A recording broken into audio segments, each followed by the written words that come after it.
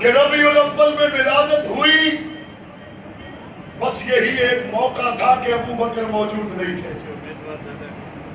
کیونکہ ان کی ظاہری عمر حضور سے 2 سال کم ہے، لیکن اسی ربیع الاول میں اعلان نبوت ہوا، ابو بکر موجود تھے۔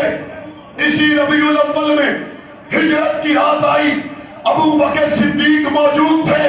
اسی ربیع الاول میں مصطفیٰ کریم دنیا سے تشریف لے گئے، صرف موجود نہیں تھے بلکہ حضور کے مصلی پر نمازیں پڑھا رہے تھے۔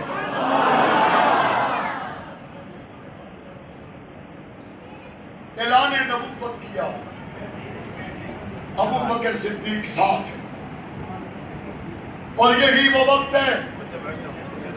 پڑھیے قرآن مجید کیا کہتا ہے، فَلَعَلَّكَ بَاخِعٌ نَفْسَكَ عَلَىٰ آثَارِهِمْ إِن لَّمْ يُؤْمِنُوا بِهَٰذَا الْحَدِيثِ أَسَفًا۔ قرآن کہتا ہے محمد، آپ اپنے دل کو کیوں پریشان کرتے ہیں کہ یہ ایمان نہیں لاتے؟ حضور علیہ السلام 40 سال مکہ میں رہے، 40 سال کے بعد جب نور نبوت طلوع ہوا تو فرق ہو گیا۔ 40 سالوں میں پتہ نہیں تھا صدیق کون ہے، زندیق کون ہے۔ 40 سالوں میں پتہ نہیں تھا ابو بکر کون ہے، ابو جہل کون ہے۔